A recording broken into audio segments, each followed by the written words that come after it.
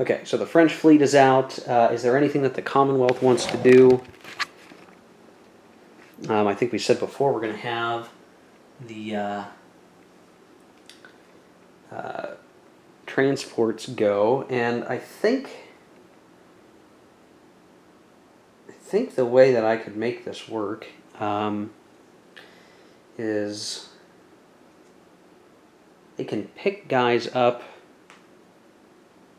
1, 2, 3, 4. Okay, I'm just going to send them back to some of these towns. So we'll have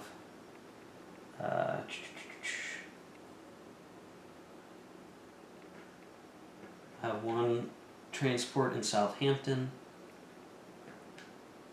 and we'll have one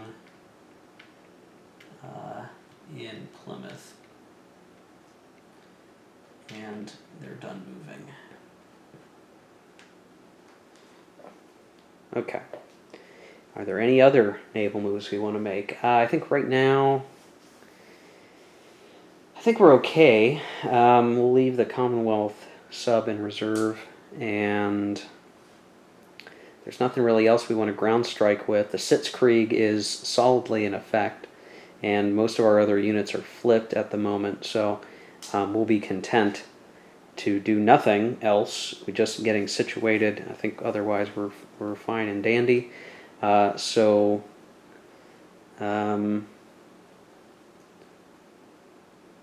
I think that's fine. I think that's all well and good. It's as good as it's going to get. There's nothing for the Poles to do, because anything they do to attack in stormy weather will be crud anyway. So,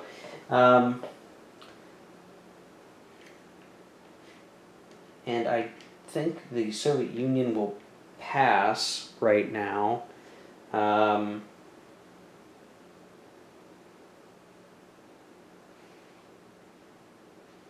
Soviet Union will pass, the United States will pass. So then the final question is, do we mine the coast? I think we do it, guys. I think we mine it. I think we do. What else is the point of doing what we did? Let's do it up. I say yes. I say yes.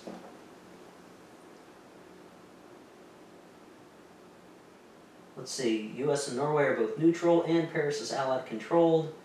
At the start of a naval action. Okay, so this should have been at the start of our naval action, but we'll cheat a little bit. That's fine. We're going to turn face down any face up shit in the 4 section, and we're going to get a -1 to our die roll to see what happens on the reaction.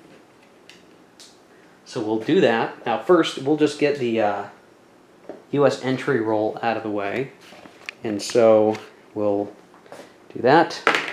Oh no! Okay, I rolled a 2. That means that the only U.S. entry ship in the pool is gone now. So those dastardly British are mining some neutral country. The U.S. doesn't like that. We don't like that. So we're going to roll the die for the results of the Norway reaction table. So here we go. And we rolled an 8. Gosh, okay. While neutral, Norway has a trade agreement with Germany supplying her with its resource each turn. Furthermore, if an in-supply German land unit occupies London during any declaration of war step, she may align Norway. So we got an 8, -1 was a 7, but basically, the Germans are going to get an extra resource. We don't even need to. We don't even need to invade Norway. Why? Why bother? We're getting a sweet resource out of the deal. Fantastic. We might conquer Denmark, but we don't need to conquer Norway. This is kind of an incentive to go for Sea Lion now that I'm looking at it, because if we align Norway, we're going to get the objective for Oslo. Oh, interesting, guys. Interesting. Okay, so that's something we're going to keep in mind now, that Norway now has a trade agreement. They did not like the Commonwealth mining their waters. That was some Bush League. But here's the thing. The mines are still there, so regardless of the roll. The Norwegian coast is mine, and from now on, if the last impulse of any turn is blizzard or snow in the Arctic weather zone, Germany may only ship Swedish resources through the Baltic Sea that turn if Oslo is Axis controlled. Now what's funny is I read that as allowing us to get the Norwegian resource still, and we can even ship it through the Baltic still, but we can't get the Swedish resources from the far north because of the mined waters. So it's kind of a weird abstraction and simulation, but what a weird result. Interesting. So we tried, we reached a little far, and now the Germans have another weird twist on the is it worth it to invade Norway. Now, because we're getting an extra resource, which is cool, the question is it worth it to take the objective, or do we switch gears and we go for a sea lion to align Norway and get the objective that way? And I think there's some rules where a neutral Norway provides their objective to Germany anyway at the end of the game if they weren't invaded. So I don't know. This actually kind of puts a weird weight on the Allies to invade a neutral country and attack Norway. All right, so there you go, guys. That's where, World in Flames kind of operates in history, but in a lot of ways, things can go ahistorical. So there you go. All right, well, that was interesting, and maybe a foul-up on the part of the British. They need to think about how to deal with that. But I think otherwise, is there anything else that can be done this turn? Nothing worthwhile, nothing that's, that could be done that isn't going to screw up the British or the French forces in France. So I think we're just going to call that a turn, to be honest, or a interaction. The Russians are going to hold off on invading the Baltic states right now because the U.S. entry situation. Actually, I'm gonna put a cut here. I'm gonna go review what happens if you have to pull a chit out and there's none left. If there's no penalty, then the Russians are gonna just walk into the Baltics. So we'll be right back. Okay, yeah. So the Russians are definitely not going to enter the Baltics this turn. If you have to remove an entry chit and there isn't any to lose, you lose out on the free one that the U.S. would get this turn. So the next, we get a free one in this scenario every other turn in the U.S. entry phase. This is the United States, we get, a chit. But if there's none to take, then we just lose out on the one that we would get. And then there's an additional penalty that, on top of that, an allied action causing the removal means that country that did the action can never get support from the U.S. So basically no lend-lease. So no big deal. We'll wait for now. The Russians didn't seize the Baltics right away after taking Eastern Poland anyway, so we're on track. We're doing okay. If we look at our timeline, they invaded the Baltic states in June 40, so you could see that as, Germany, invades the Low Countries or whatever. That gives enough of U.S. entry, give and take to take the Baltics. There's really no rush. Taking the Baltics just means we get to put units there and establish our front line, farther away from our critical industrial zones. But we will want to take the Baltics as Russia eventually. And weather's bad as well, and so I don't think there's any point in us trying to deal with Finland yet either. That would be another U.S. entry issue. And we won't worry about it for now. So things are quiet. Russia's just preparing, but things are going, funky for everybody in some way or another. The Allied impulse will flip and move on to the 7th space, so we'll do that. We'll say the Allied impulse is done. And yeah, so now the Axis could end the turn at the end of their impulse if they roll a 1. So now we're at the part of the turn we don't really know when it's going to end, but it could be soon, right? A 10% chance. And it could very well go much faster depending on our weather roll. Let me make sure I'm looking at, so 1. And, I think the Axis still wants as many opportunities for the weather to change as possible, so they're not gonna pass or anything. If powers pass, and this is noted underneath the impulse track, you can get some modifiers to the die roll. So like if a side really wants the turn to end, they can all pass, and that's going to provide a -2 to the die roll, which can end it quite a bit faster. If everybody but one power passes, it's just a -1. So if only a couple factions pass, then it might mean you don't get any bonus. So you got to think about that. But the Axis, but just by taking a combined impulse for Italy, and doing nothing with that move, is sufficient for the Axis to keep on rolling on fine, and obviously the Germans are going to do some land stuff. So let me put a quick cut here, and we'll look at weather rolls. Okay, so we're going to look at the weather roll. I had to double check, what we had, because for me it's been a day, and we ended up with what, a 9? Was it a 9 before? I think it was a 9, or was it a 10? I think we rolled a 10 last time. So there's a +2 to the die roll. Okay, +2 to the die roll, and we'll see what we get. So we get a 2 + 2 is 4, and okay, so things have improved quite a bit. So we had a quick summer storm, or not summer storm, a fall storm, that left us just as quickly as it came, and we're going to go back to sliding the box sliding the impulse track marker one box at a time, no additions to the next die roll, and now it's fine weather everywhere. So the Axis had a little bit of a slowdown. That's allowed the Poles to kind of get their guys called out and sort of dealing with that whole thing. But now the Axis has an opportunity to hit them hard, and I think we're going to look to do that. Now, I don't think Italy's going to do anything right now. I don't see a reason for them to do much. I don't want them to declare war yet, because I don't want them to get an entry chit in the pool. We want to wait until 40 at this point, so I think Italy's fine to just simply pause. There's enough Allied force in the Mediterranean that they really don't have much to contest it with. Their fleet could maybe pick one zone and try to focus on it, but I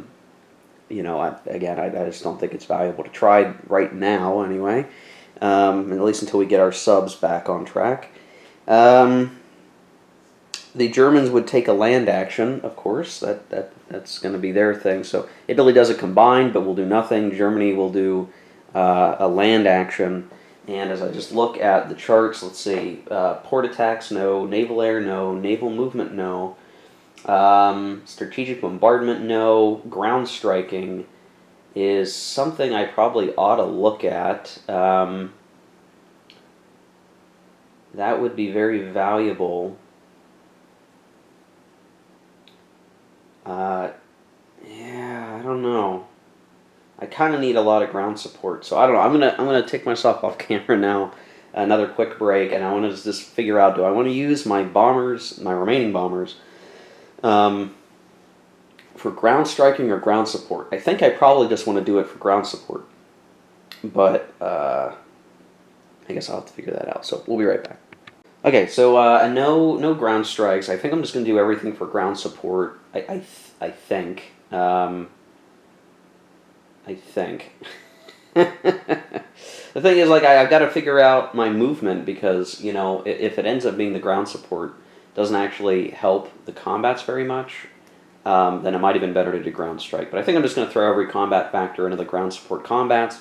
You really need to take Lodz and Warsaw. I had mentioned in the previous video my focus on Warsaw, but someone rightly pointed out, and it slipped my mind for some reason. I was like tunnel visioned on Warsaw. So to conquer a minor country, and really it's really any home country, you need to have taken all of their factory hexes. And there's really only the two here in Poland that we need to worry about now, which is Lodz and Warsaw. They're right next to each other. But I couldn't finish the Poles just taking Warsaw. I have to take both. So I need to factor that in. I need to figure out where all I want to send my forces to try. So we'll see. We'll see what I decide to do here with everything else that's going on. Yeah, I might have a unit a little out of position for what I originally wanted to do. I don't know. I'll have to figure that out. Okay. Yeah, my air might not be placed in the most advantageous positions for all of this. So that's probably a bad mark on me, but oh well. Yeah, okay. So I'm going to do land movement, and then there won't be any air transport. There won't be invasions or paradrops, so we'll start looking at land combat. So I'll work out the moves, and then I'll show the on the camera here a little bit more closely our situation after movement. Okay, so here we are with the Germans surrounding the cities of Lodz and Warsaw, and for the big, great assault that will hopefully clear out the Poles. Now that the weather's cleared, there's a chance we could get another Axis impulse, but if we can nail this now, I would really like to do that. I don't want to risk any more time, because if somehow we end the turn, the Poles will get yet another unit, and yeah, I don't want to deal with that. I want to get these guys knocked out. I need to start getting them situated for the future, and that's going to be really important here for us to take a look at. So,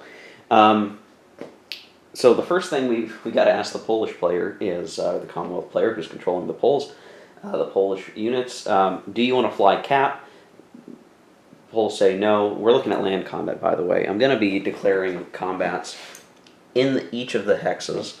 And the Poles are neglecting to fly cap. We all know what's going to happen, right? There's going to be some assortment of ground support allocated to the fights, and the Poles are going to have to decide where and how they want to tackle it. So there you go. So let's take a look here. We do want to allocate these things. So how do we want to do it? Well, we know the Polish are going to respond somehow. They probably want to keep Warsaw if they can help it. So they're at least going to try to put a bomber here. And then the question is, where do they want to put their fighter? Because everything's in intercept range, we can kind of wait and see, what the Germans decide to do. And the way I sort of figured this out, especially for demonstration purposes here, and I guess that's the other thing I should say. There are going to be some points probably in this playthrough where I'm going to decide to do things almost for the demonstration value, then necessarily it's the objectively best thing to do, but I'll try to keep myself from doing absolutely stupid things. So my air's back here. I can't reach everywhere that I want, but basically here's how I'm going to set this up. This guy is going to fly 1, 2, 3, or I'm sorry, I moved him by accident. I probably shouldn't have done that. What am I doing? He should have been over here. 1, 2, 3, 4. So he's going to go there. We're going to have this fighter escort to Warsaw. We're going to have this guy also fly to Warsaw, and this guy is going to end up flying to Lodz. Now the question is going to be, where does the Polish want to send their fighter? Now they could send it to either hex. And they've got to kind of decide where and how they want to go. The fighter, if going up against the German fighter, is almost certainly likely going to get shot down, and it would like to take out a German bomber, right? Take as many Germans down as we can, and without a fighter escort. Oh, and I forgot to. This guy's also flying there, and this fighter's out of range. I made a mistake, and I'm going to live with it. This fighter could not be in range of any of these combats. So this guy, there's a whole big package of bombers heading in with an escort, but this one's going unescorted. But I picked this bomber to do the bombing unescorted because its air-to-air rating is 3, which is the same value as the Polish fighter. So if the Polish fighter is going to try to shoot down these bomber planes, they're not going to be terribly advantaged against it, and that is probably the key thing for the Germans. But whoever forgot to put this fighter further ahead is going to get fired from the German Air Command. So there we go. So what do we want to do? I think we're gonna have this plane do ground support in Warsaw, and we're gonna have this plane try to snipe the the bomber here. But let me just make sure that's legal and that the fighter doesn't have to stay in Warsaw. So I'll be right back. So I don't see anything illegal about having my plane leave the hex it's in, even though it's being attacked and there's ground support action happening. I don't think there's anything stopping me from sending my fighter to try to snipe that other bomber. So I'm gonna treat that as legal. If it turns out this is a mistake and I missed something in the rules and someone knows, please let me know in the section below. And if I've cheated here, then that's okay. I think I still want to demonstrate how this is going to work and demonstrate air combat for you, because I do have a whole video on air combat that I did for the World War I game in the World in Flames system, but this being World War II, obviously there's other stuff going on, but you can watch that if you want a more in-depth examination of it. But here, we'll play it out, and we'll see. Now the order here doesn't necessarily matter a whole lot. We don't conduct the combats until we're done with all of this ground support air fighting. So we're going to take care of both hexes' air combats before we do anything else. I also had to have made sure to declare both combat hexes before we got to this step. I can't do one combat and then see that it went well and decide to do the other combat. I have to make all the actions together and make that decision, and then figure out all the resource expenditures and then process them all. So that's what we're going to do here. And we'll start with, I guess, the Polish sniping of the land bomber, because that might be an easier example to illustrate rather than the multiple. We'll do one in each order. So the way you want to do this, and some people use some off-map player aids. I created a really bad-looking one a long time ago. It was really bad. I need to redo it and make a better one. But some people use game mats and stuff, and there's one even in the Vassal modules. So you take your units and you put them, in a line, and you usually have a line for fighters and you have a line for bombers. So if we had any fighters, I'd put them up here, and if the Poles had any bombers here, I'd put them down here. And just I'm using Czechoslovakia and Hungary as play space. So it is my bomber versus the air unit.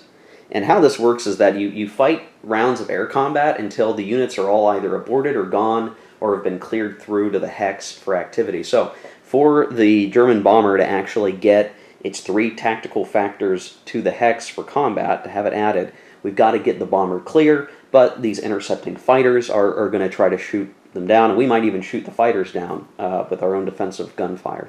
So we'll have to see how that plays out. So let's see here. I'm just reading from the rule book here. So first, your air-to-air combat value for each round is your air-to-air strength minus your opponent's air-to-air strength. You calculate your air-to-air strength at the start of each round. It is equal to the air-to-air rating of your front fighter plus 1/10 the air rating of each other fighter. So there's not much there.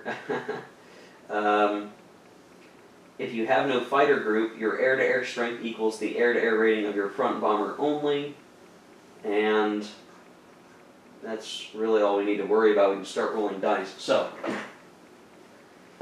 the way that this really works is that basically both sides are going to roll, and the results of the first roll, you do it in an order. So Poland's going to roll first, and then the Germans will roll, but the effects of the Polish roll, whatever it is, won't impact the die roll of the Germans. It's basically simultaneous results, but done in an order, so it's just a procedure you can follow.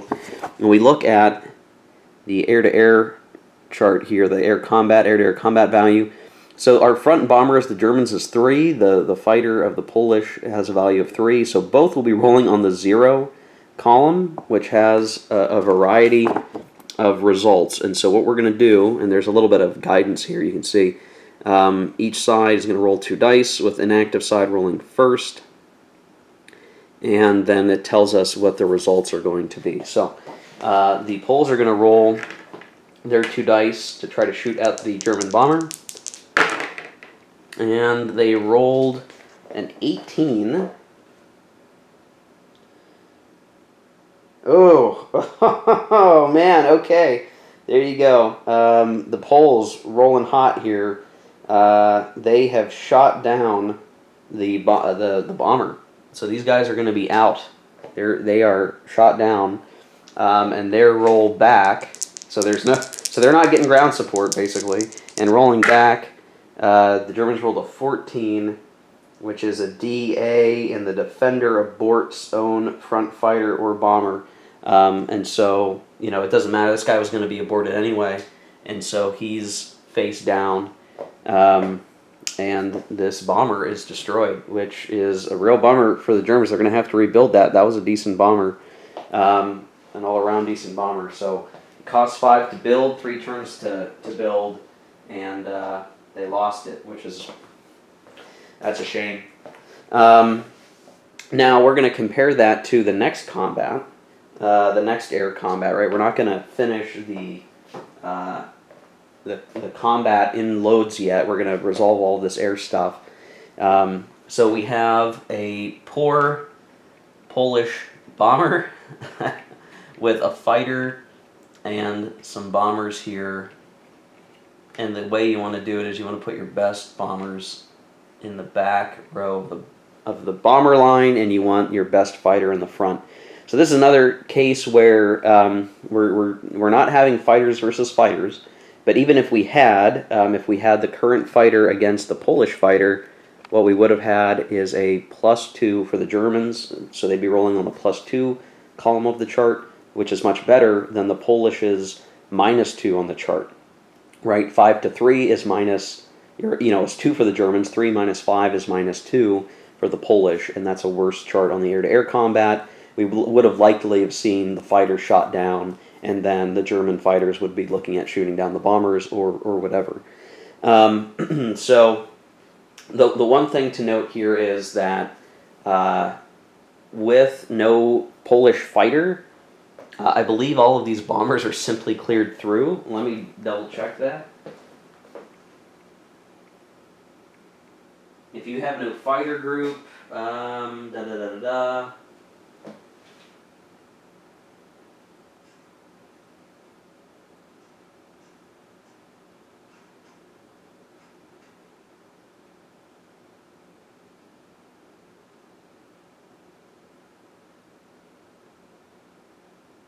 trying to see here. Yeah, I'm gonna go off camera for a second and double check that. Okay, so yeah, if there's no enemy fighter, the German bombers were all cleared through. So that was sort of the gambit I made as the Polish, right? I said, well, I'm not going to provide air cover for the bomber or air protection. I'm going to try to shoot down a German bomber, and that seemed to work out okay. So we put some stink eye on the Germans. But we're probably going to see the Polish fighter get trashed here. So we'll roll the dice. Let's see, what did I do with my game chart? There it is. So we'll roll some dice here.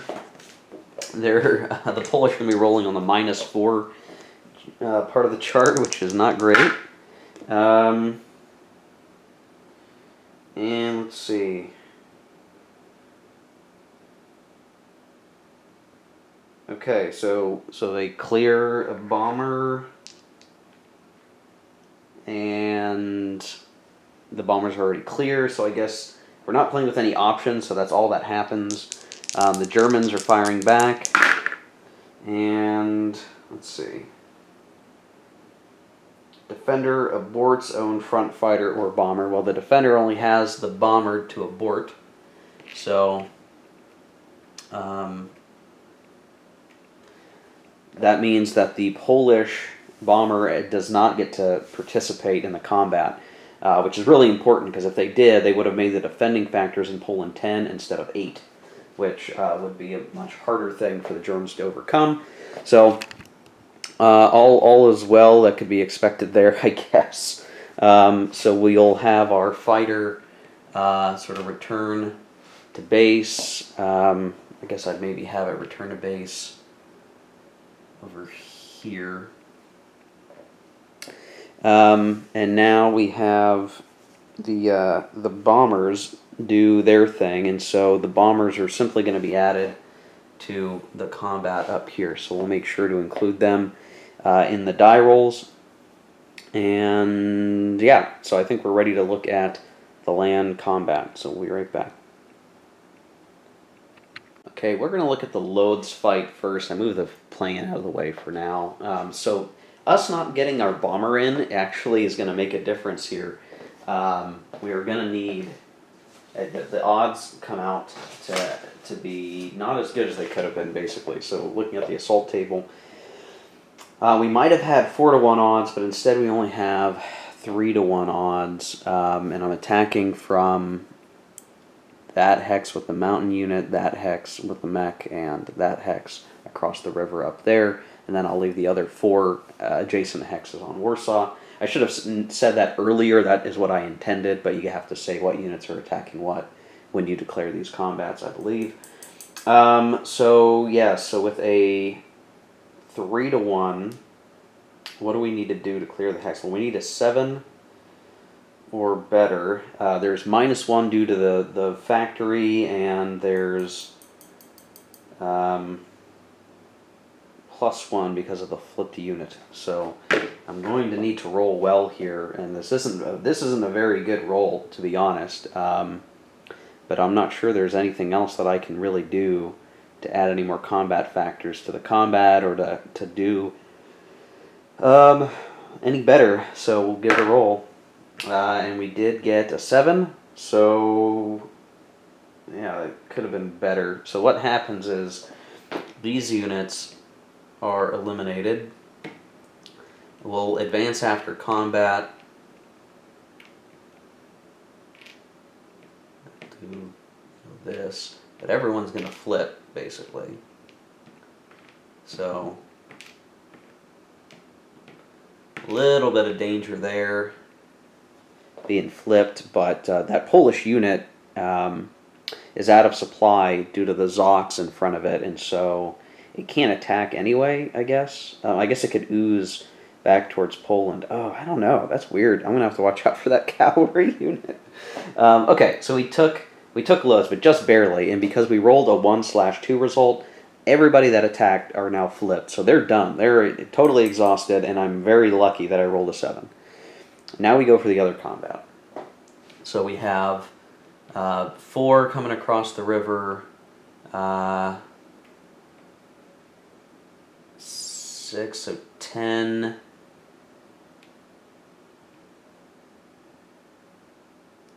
23. 30, 37. 37 to 8.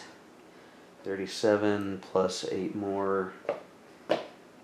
Okay, so there's 8 defending in Warsaw as well. It's +1, -1, +1 for the flipped unit, -1 for the factory, but we've got quite a bit of factors here. So yeah, again, 4, 6, because these are halves coming across a river right here. So 4 plus 6 is 10.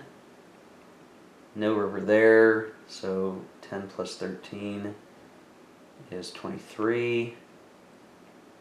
30, 37 plus 8 more is 44. So 44 to 8 being 5-to-1 odds. So this is actually much easier. We only need a 4 or higher. And we get a 7. 7 is 2 eliminated. And, you know, the plane might get away, but basically all these guys are done. I guess if they're overrun while face down, I mean, it's all over, right? So these guys will advance. And that's it. That's the end of realistically speaking, that's the end of Case White. So the Polish units are eliminated there that have been defeated in combat. Technically, that cavalry is still around, but not too much worse for wear. And then just to ensure that there's not much, well, I don't know, do I bother to flip?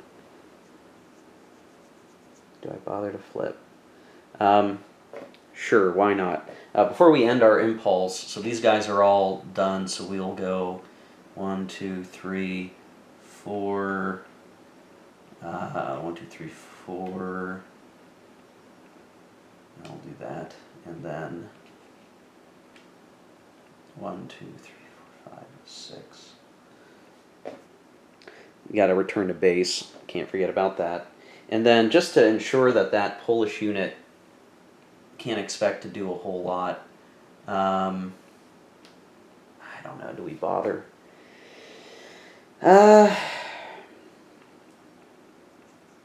What could that guy do? We'll flip this HQ to reorg, and we'll reorg this unit and this unit and this unit and this unit.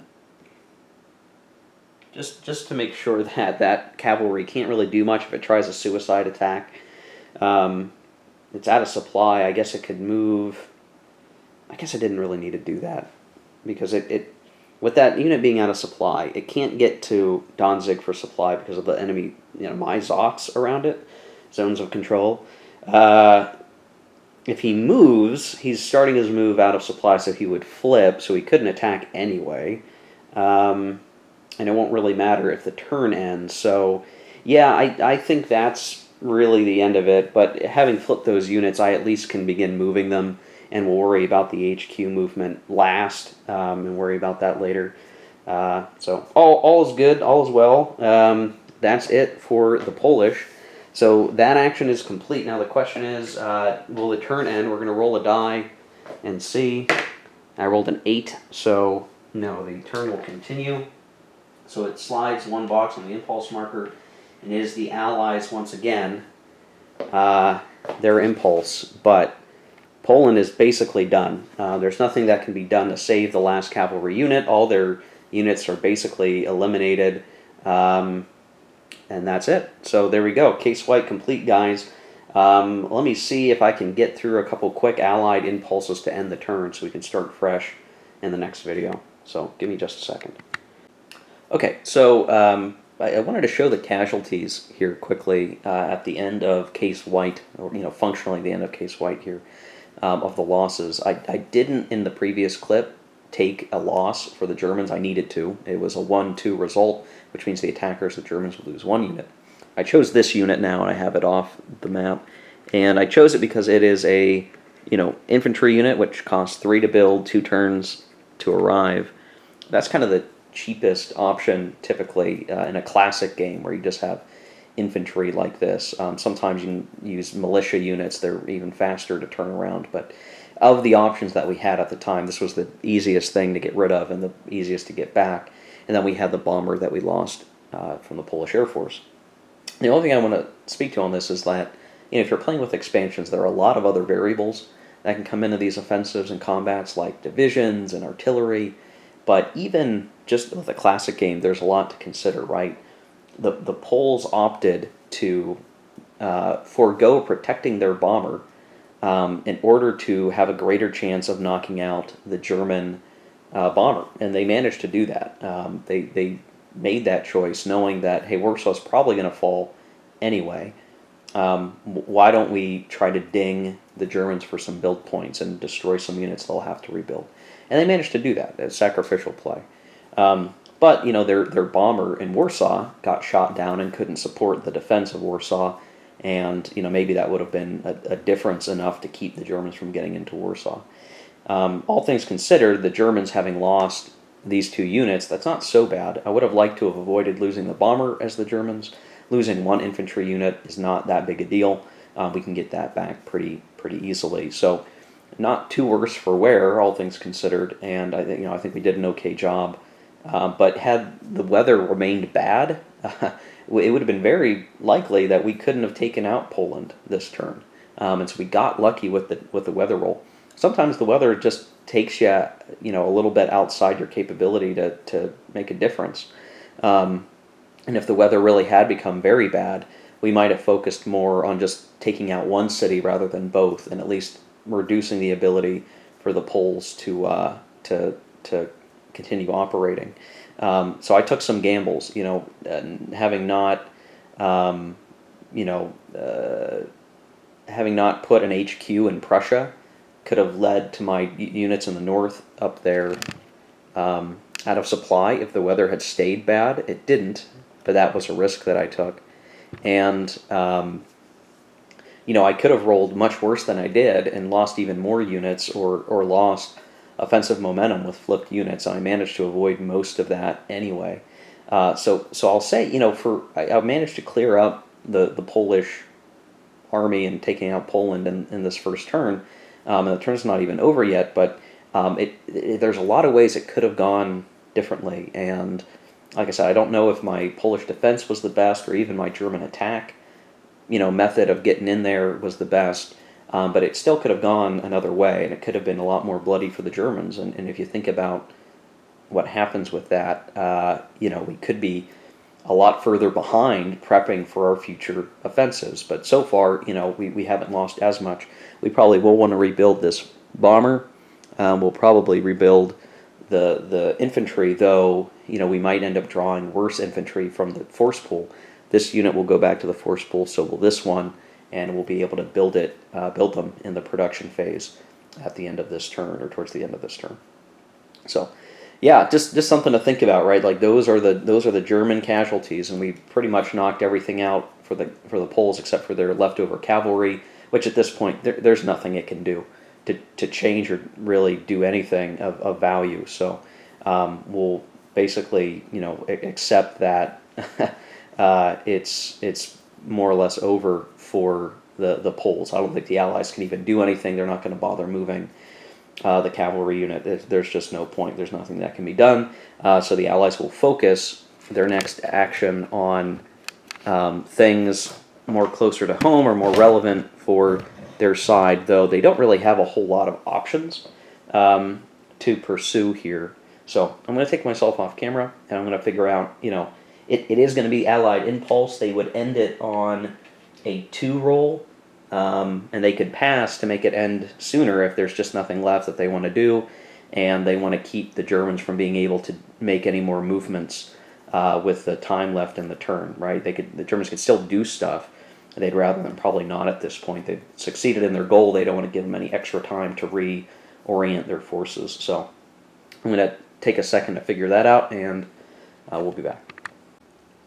Okay, yeah, I think the Allies want the turn to end if they can, because there's nothing more they can really do. What the Commonwealth wants is to have their transports turned up again so that they can transport units to Gibraltar and Malta. And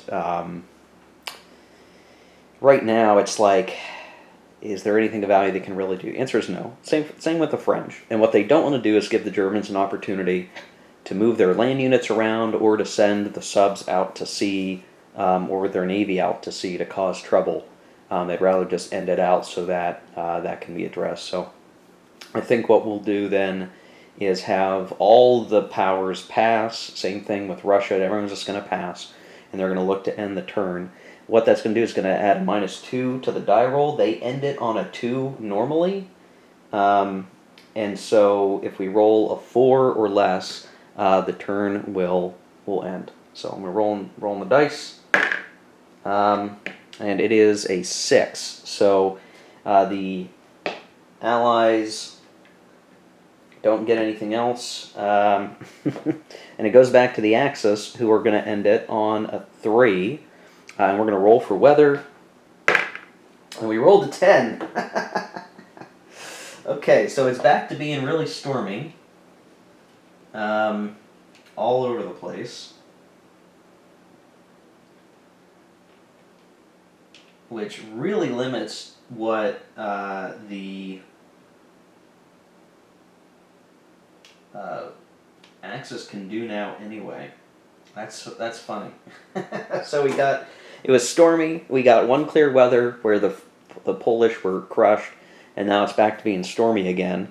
I think the Italians are going to hold again, and then the Germans now might be an okay time to do something.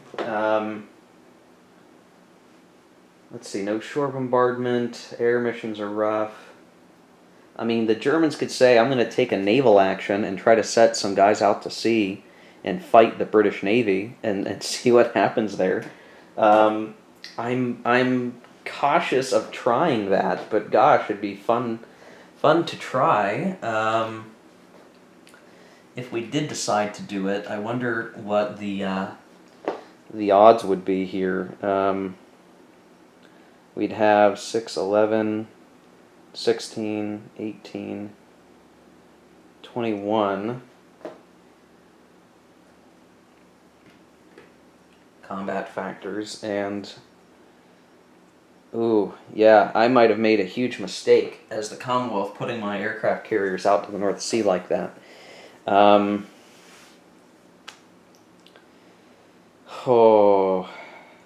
Do we bother? Do we try it? That's the question. Do we try it? We could do a combined impulse and move some guys around and send the Kriegsmarine fleet out to the North Sea and try to shake up the somewhat limited convoy or limited Commonwealth presence out there. Maybe even destroy the aircraft carriers. But I'm gonna have to look to see if the aircraft carriers can fly in storm. I fly their planes in storm. I think they can't because there's no air involved. So now it might be the right time to do it. Let me take myself off camera and think this through. I might have made a huge mistake by spreading out the Commonwealth Navy up here like I did out to the Faroes Gap and into the North Sea. So I'll be right back. Okay, so the saga of Steve's stupidity as the Commonwealth will continue here. This might make for a long video, but I think it's kind of interesting to see how we want to play it out. So if the Italians are going to do a combined, the Germans are going to do a combined as well. And what we'll look at doing is we'll try to do. Let's see, we get 6 German land moves and attacks. We don't necessarily need the attacks, but we will make use of the land moves. But for our 1 German naval move, we're going to set a force of German ships into the forebox of the North Sea. Now they can reach there. I'm not playing with options like presence of the enemy. That would make it so that the Germans likely couldn't get or would have trouble getting to the forebox.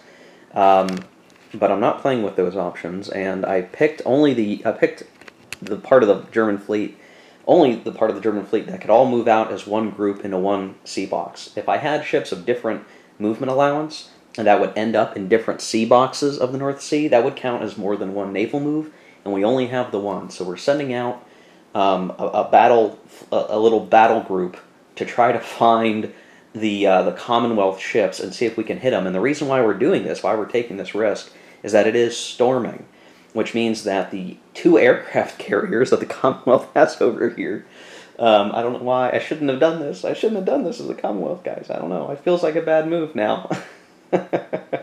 It was there to help mine the Norwegian coast, gosh darn it. So that whole operation now seems like a mistake. Basically 2 surface ships and 2 aircraft carriers. So the Germans are going to have an advantage here because the aircraft carriers actually don't have much that they can add to a surface combat. And ordinarily, if the weather wasn't storm, the aircraft carrier presence would allow combat to be an air-to-sea combat and a naval air combat, which would mean that the Commonwealth could kind of protect their own ships and just have the carrier plane complement bomb the German Navy, and that would just be advantage to the Commonwealth. But here, with the stormy weather, this is providing that opportunity for the Axis to get the carriers while they're inoperable, essentially. So when we move out to sea like this, there is an opportunity for ships in that sea zone to intercept, but all that would do is force those ships to either stay and fight their way through the sea zone if they were successful in an interception, or they would simply stay in the sea zone and fight in whatever sea box they would ordinarily be in. So just logically here, it doesn't make sense for the Commonwealth to try to intercept because ultimately the Germans are seeking to do combat anyway.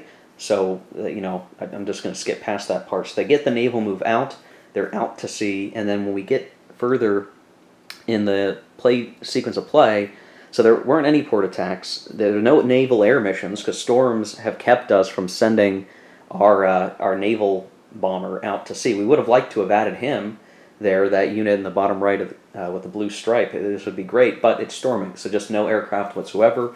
This is naval only. And now we do naval combat step. We haven't done that yet in the game, so we're going to have to look at doing that. So basically what you do is, when you have this, you basically are going to look and say, where do I want to have combat, basically. You look at each of the sea zones where you and an opponent have ships in the same sea zone, and you designate it. And then what you need to do is you need to take a ship and turn it face down, just to show that you're sort of using it for a search attempt.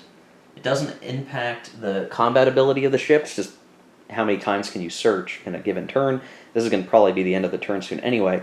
So the Germans are going to search. They would like to find the Commonwealth for sure. So now we're going to do a search roll, and there's going to be one modifier to it. So ordinarily, by having the carriers present, that would allow the British additional bonuses to finding the enemy, because they have planes patrolling. They don't get that bonus, but each side is going to have their die roll modified by a +1 because it is storming, so it is harder to find stuff. So your die roll, adding to your die roll is bad for searching. Adding to your search box number is good, and there's sort of two different sets of modifiers, so make sure you look at the rules for that for the search. Basically, the idea here is we're going to need to roll low to find the opponent, and the lower we roll and the higher the opponent rolls, the better, essentially, because that's going to govern how many surprise points you get, and you spend surprise points to shift the combat, and we'll make it slow going here. This is going to be a long video, guys, but we'll get through it. So this is what I'm going to do. I'm going to roll a die for each side. I'm going to have the red die be for the Commonwealth to represent the old lobster backs, and then we'll use black and green for the Germans because fascism or something. Okay, so I'm going to roll the dice. Remember, we want low, and a 0 is a 10 on these dice, so we really want to hope for as low as possible, 1s, ideally. Okay.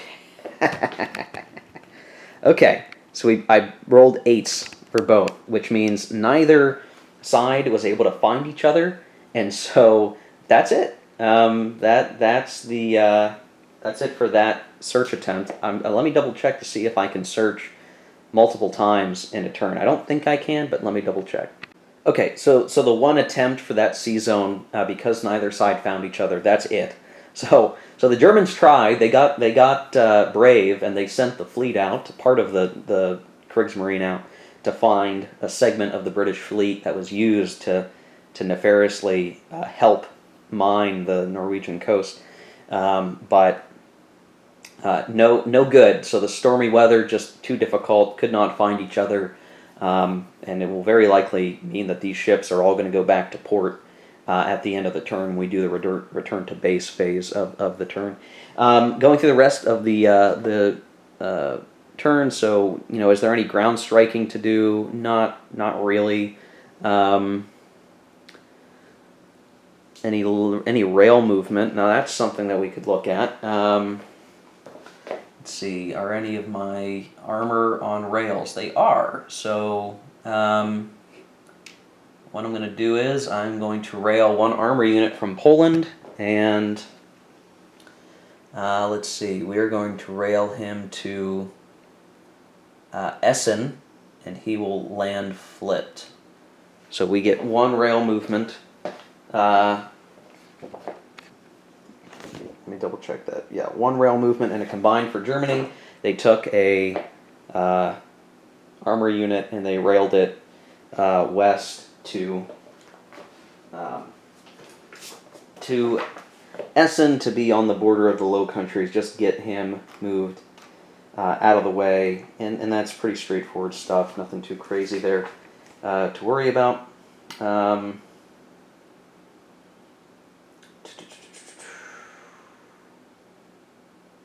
Yep. And the reason why I was able to roll him out of the hex that he was on is he was over here on an HQ, and an HQ is a rail station. So using the HQ infrastructure, the tanks got up on the rails and were sent back west. So we've started the move there. Now for land moves, we would have 6 land moves, and something I need to think about is how many units do I leave on the border of Russia as a garrison? We probably really only need a few. But just to show here, so we'll do 1, 2, and we'll move that guy there just to ensure that Danzig's covered. And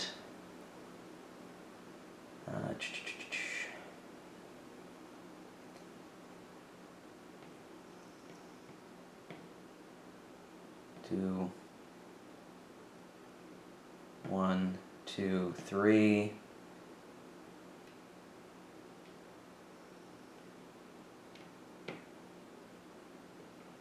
One, 2, 3, 4.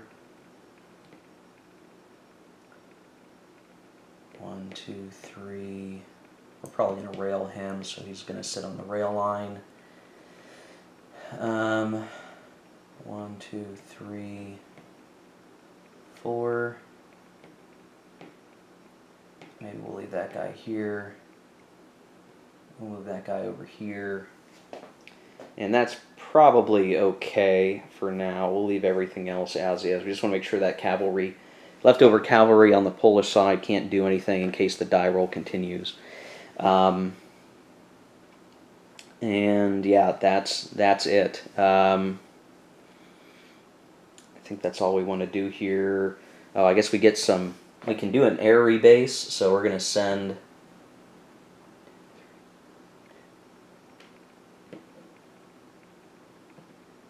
We're going to rebase our fighter a little bit here. Say 1, 2, 3, 1, 2, 3.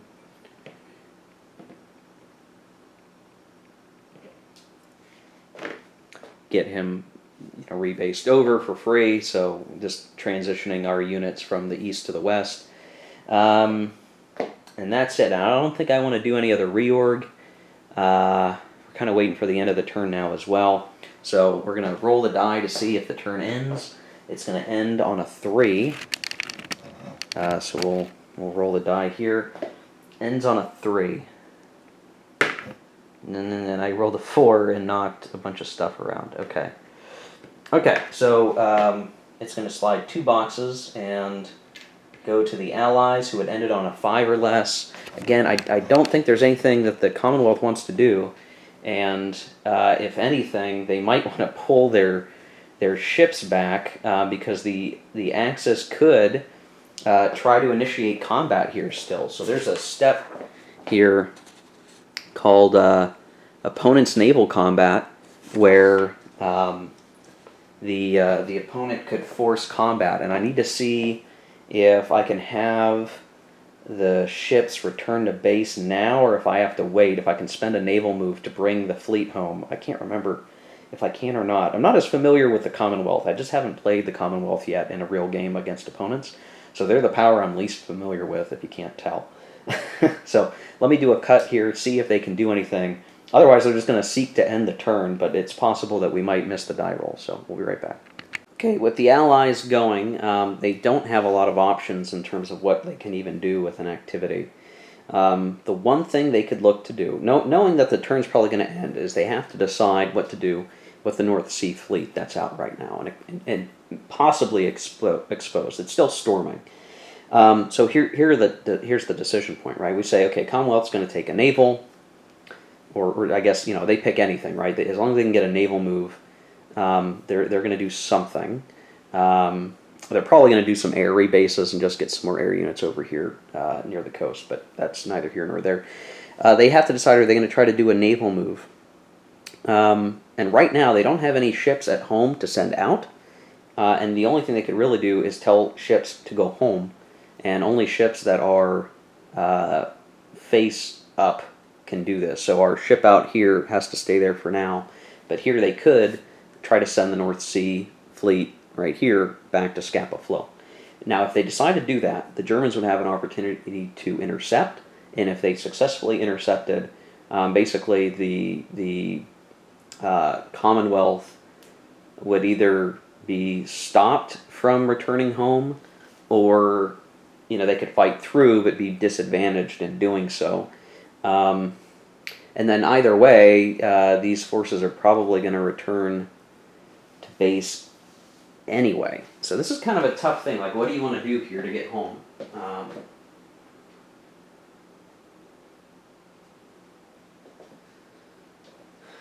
So what do we do here? What do we do? Because if we decide if we don't return home, and when we get to the end of the turn, the Germans are going to probably have to go home first, or stay out, and either way, they're going to do what they can to try to intercept these guys, given the weather situation. So, I don't know. I think we're going to try to have them try to go home now, and just only give the Germans their one opportunity to try to intercept, basically.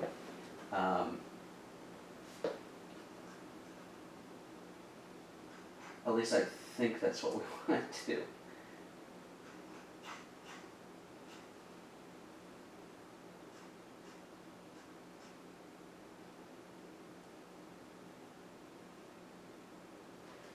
Yeah, I don't know. Okay, so yeah, the Commonwealth are going to try to go home. The Germans are going to flip another unit to try to intercept, and they're going to roll their die to see if they're successful. And they fail. And so the Commonwealth returns their fleet to Scapa Flow. And I believe these guys are all flipped now. But it won't really matter because it's going to be the end of the turn before it ends up mattering. And that's all the Allies, I think, wanted to do. Everyone else passed, so we're going to have a -1 to our die roll. So a 6 or less will end the turn. And I rolled a 4, so that is the end of the turn. Dropped my die. So, yeah, there we go. Okay, guys, that's the end of the action phase for September-October 1939. Case White was a success. We took some losses, but they weren't too terrible. And now we need to look at what is to come with a new political question with Norway having been mined and is now more friendly to the Axis, or at least the Germans. There's a decision here. Do the Germans do the Germans not invade Norway? Do they focus now on a sea lion? I'm going to put a quick cut here, and then we'll do one more clip for this video. We'll be right back. Ah, man, I feel bad making this video as long as it's going to be. But this was an important turn, isn't it? Don't you think, guys? This is a long turn. A lot of important stuff happened, right? The Commonwealth mined the Norwegian coast, is friendlier with the Germans. We conquered Poland, or we're about to conquer Poland. And there was even some danger of Commonwealth aircraft carriers caught in a storm with the Gneisenau looking to fire its guns on it, right? Interesting stuff. Or maybe not even the Gneisenau. Who all was out here? Yes, it was. Okay. All right. So here's the question that I'm posing to you, the viewers. And whether you comment on Board Game Geek or you comment in YouTube comments down below, I will do my very level best to be accruing votes. I want to hear from you guys on what we should do given the new political ramifications of the last, 2 months of 1939. I had not been planning on doing Sea Lion. The Sea Lion's a tough thing to accomplish, and whether or not the benefits outweigh the potential costs and the risk. That's a tough thing to address. But given that we could end up aligning Norway and resolving the whole Oslo mining issues, we have sort of an incentive to try to occupy at least London, even if we don't fully conquer the UK in a sea line. Just taking London would allow us to align Norway.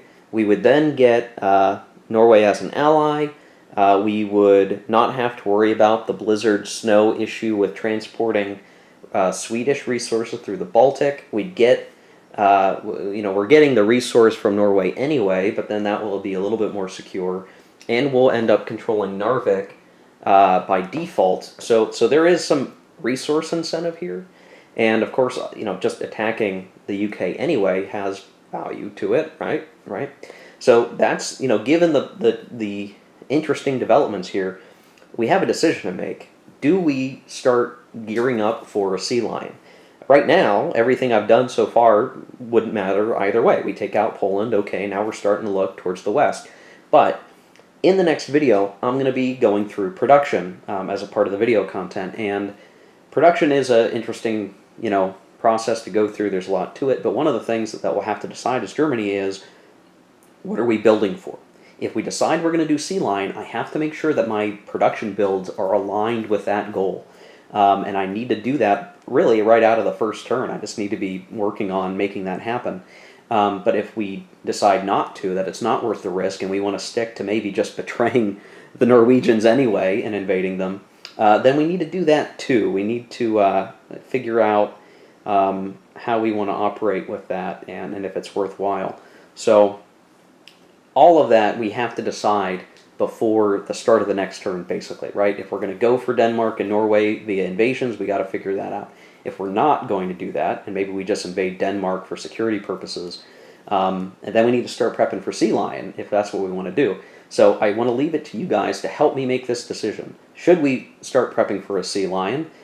Should we, that's option A, I guess, and leave Norway alone. Option B is to invade Norway and Denmark as usual, and just do it anyway, follow through with the original plan, or maybe some sort of mixture of the two, and I'll let you guys kind of define that out and offer suggestions. But those are the principal options, right? Do we continue forward, betray our Norwegians who want to have a trade agreement with us, or do we shift gears to a sea lion and make this whole war in Europe a little bit different than what I originally intended? So let me know down below, and in the next video we'll start looking at that end turn stage phase stuff, where we'll deal with partisans and US entry and everything else that will all be coming.